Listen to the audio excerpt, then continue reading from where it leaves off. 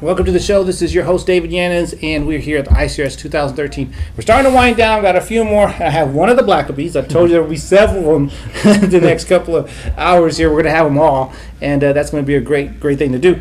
But we have Daniel. How you doing, Daniel? Yeah, I'm doing great. Great. And just tell everybody a little bit about yourself, and then we'll jump into your book and everything. Yeah, well, I'm 26 years old. I recently graduated from seminary. Okay. So I'm out of school, Golden Gate. Golden Gate, okay. Out in California, so graduated, moved across the country to Atlanta. Well, that's a big difference. So, yeah, it's a little more warm and there's more bugs. Yeah, no, more mosquitoes. Yeah. So we're not used to that. But yeah, I'm actually a fifth generation author, so it's... That's a nice tradition to keep. Yeah, I got it in the blood or something. So who started it off? It was actually, my great-grandpa was a poet, and I think his uncle before was a writer. Okay. And then my grandfather and my father and a bunch of uncles and aunts write. But I'm actually the first. I'm the first one to do fiction. So. Okay, you're the first one to do fiction. Yeah, I thought it was about time, change it up a bit. All right, so they all do nonfiction. Yeah, so they're all Christian nonfiction. Okay, and what drew you to fiction? Really? You look like a guy that would write fiction. Yeah, I don't know. Is that a good thing or a bad thing? That's a good thing. That's a good thing. It looks like that just looks like your personality. Like to write stuff, think of stuff like that. Yeah, that's what I loved reading. I didn't read a lot of nonfiction growing up, even though my family was writing it. I loved the fantasy. I loved the those adventure stories. Okay. And really, that passion just came out. I started writing what I loved to read, and I don't know. This is what I felt God gave me. And then, what are you gonna do with your graduation of seminary? What are you gonna do after that? Yeah, well, I'm still kind of seeing where God's leading with that. I'm looking forward to starting an application to do a PhD in Christianity and the arts. Okay. So kind of continuing the passion, and then really just focusing on the writing, finishing up the trilogy I'm working on. And I got some other kind of ideas on the steaming to do at some point when I have time. All right. And so, what made you move to Atlanta? A lot of family. My parents are there. My grandpa's there, and with me doing the writing and stuff, I can kind of do that from anywhere. Is your wife from Atlanta too? No, we both grew up in Canada. Oh, wow! So anywhere down here is different for us. So wow, yeah. But well, definitely where you're at and where you're at now, it's different. Yeah, it's a whole West different Coast, world. West Coast is completely different. And, Atlanta's a lot like Houston. So if you go to Houston, if you're used to Atlanta, it's exact same climate, exact same hot, atmosphere. humid. Yeah, it's like, Lord, why I'm in hell? I serve you, Lord. So we love it. No, that's great. What inspired you for this book? Really a lot of things that I'd read growing up. Some of the things that I enjoyed, and the question of spiritual reality, kind of the imagination, this whole new worlds, and what if there is more than meets the eye, and what does that mean for our life, and really the fantasy genre is such a perfect one to deal with some of those kind of spiritual truths in like a non-threatening way, and with kind of let the main characters in the story in the trilogy, get thrust into this new world and deal with some of these spiritual issues that as Christians in our real world that we all deal with as well. Absolutely. Now the book's titled City of Gold? Yeah, and that's actually the second book in the Lost City Chronicles. Legend of the Bookkeeper is the name of the first title. Okay. And then there'll be a third and final volume, hopefully next year, if I can get it finished in time. Oh, wow. So tell us about the City of Gold. Yeah, well, the trilogy is really based around two teenage kids, best friends, very different personalities, but from a very ordinary small town, ordinary kids.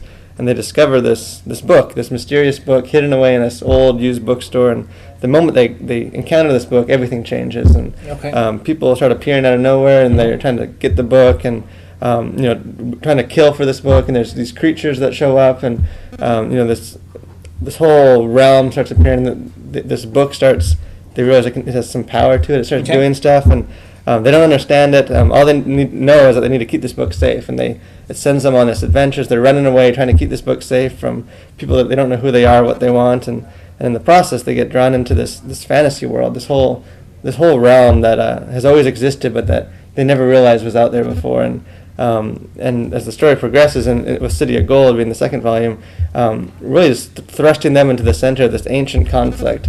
These two superpowers and these two ordinary kids are all of a sudden they're heroes, and they're the most important people with this book, and a lot of the book deals with that tension. How do you, as an ordinary person who always dreamt about being a hero, now you are a hero, and there's a lot more pressure. It's not like they always thought it would be. So it's just kind of them dealing with that too. That sounds pretty good. It's very creative. Yeah. I know my sons would just jump on that book. They would love it. So Yeah.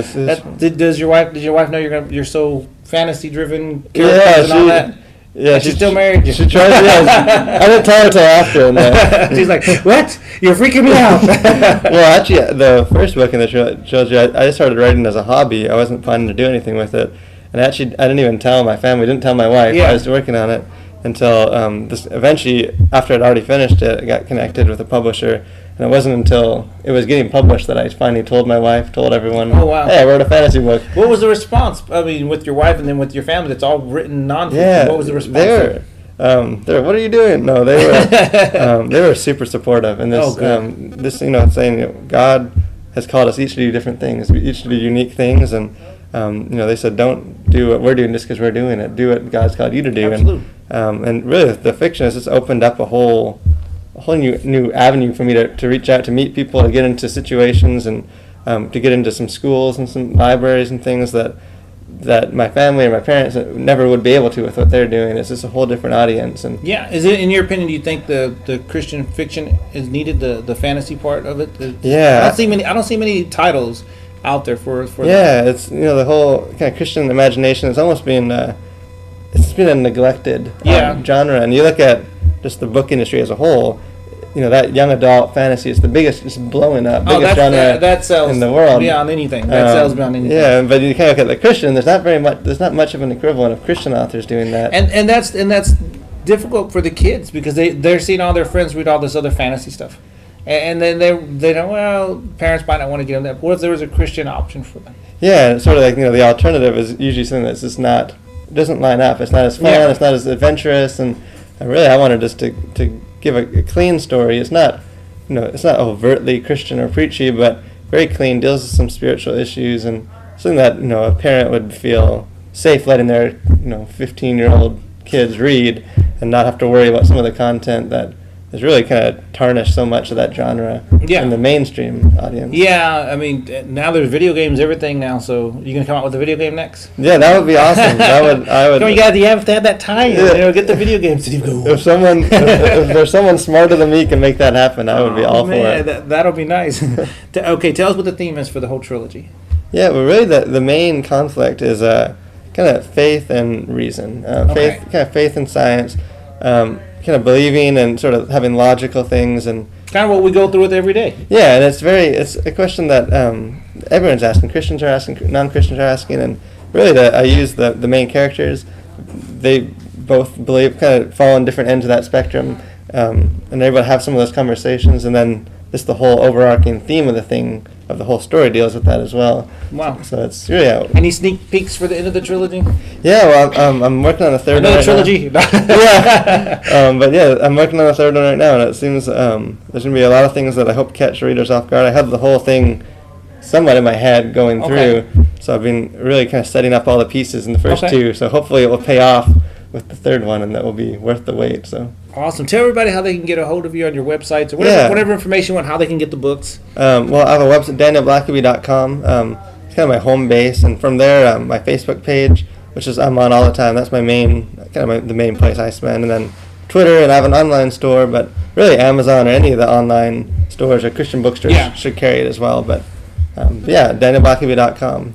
Well, it's been a real great pleasure interviewing you, Daniel. Yeah, thank you. I got Daniel. I'm remembering Daniel. One. And God bless you, my friend. And you come back to the show whenever you're ready with your next book. Yeah. we'll same time next year. So. Amen. We'll see you next year for sure. We'll be right back with another great guest.